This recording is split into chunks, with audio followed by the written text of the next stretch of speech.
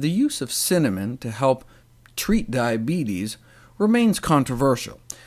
We know that cinnamon is so good at controlling one's blood sugar that you can cheat on a diabetes test by consuming 2 teaspoons of cinnamon the night before your glucose tolerance test. Basically, they make you drink some sugar water and see how well your body can keep your blood sugar levels under control. And if you eat those 2 teaspoons right when the test starts, or 12 hours before, you can significantly blunt the spike. A half teaspoon of cinnamon does not seem to be enough, but about a teaspoon a day does appear to make a significant difference. A review of the best studies done to date found that the intake of cinnamon by type 2 diabetics or prediabetics does lower their blood glucose significantly.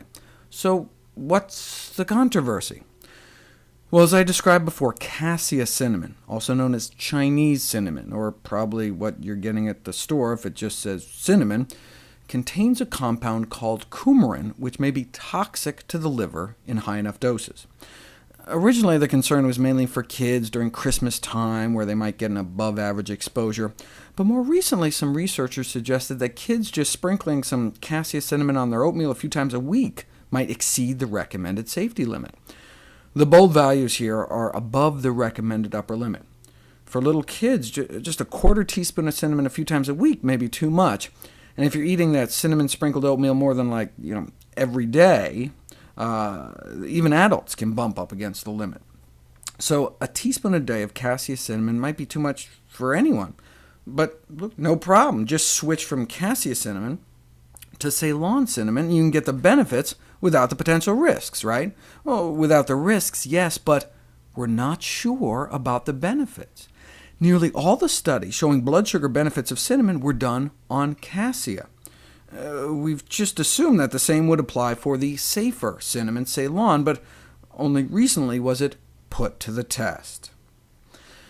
Owing to the presence of that toxic compound, the Federal Institute for Risk Assessment in Europe has warned against consuming large amounts of the cassia cinnamon, suggesting a switch from cassia cinnamon to Ceylon cinnamon, also known as true cinnamon.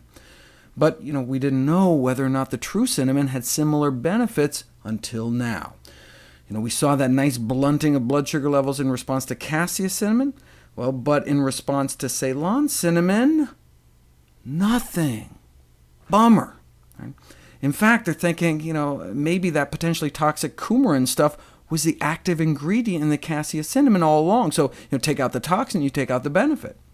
So they conclude, yeah, it's great that health authorities are recommending the switch.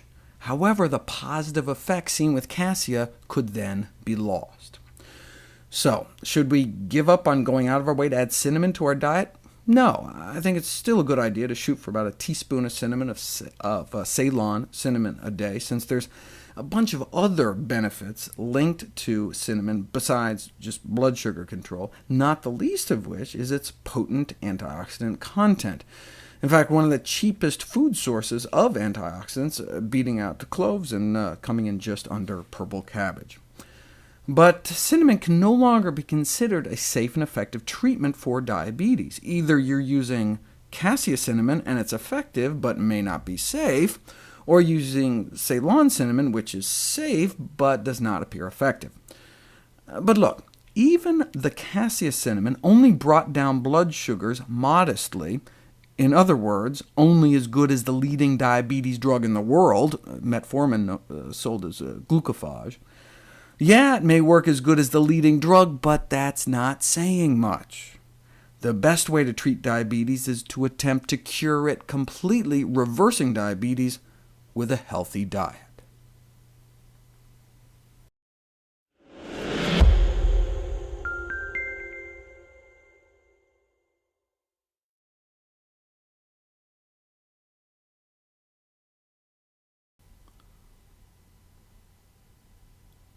Second in spice popularity only to black pepper, cinnamon is the powdered inner bark of 4 different species of cinnamomum trees.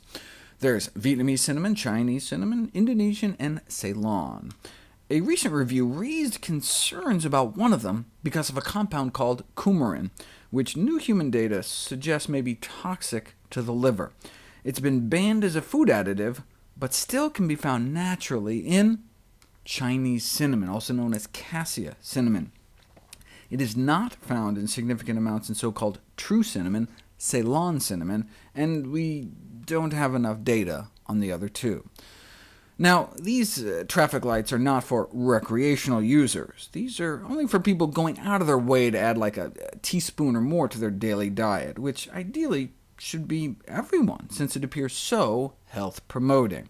Anti-inflammatory, antimicrobial, antioxidant, anti-tumor, cardiovascular, cholesterol-lowering, and immunomodulatory effects, especially useful for those with diabetes or pre-diabetes. So if you're eating cinnamon every day, great.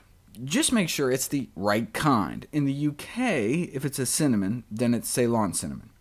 Chinese cinnamon is labeled cassia. In the US, though, they can both just be labeled cinnamon, and since Chinese is cheaper, that's what most cinnamon is on our shelf. So make sure it's specified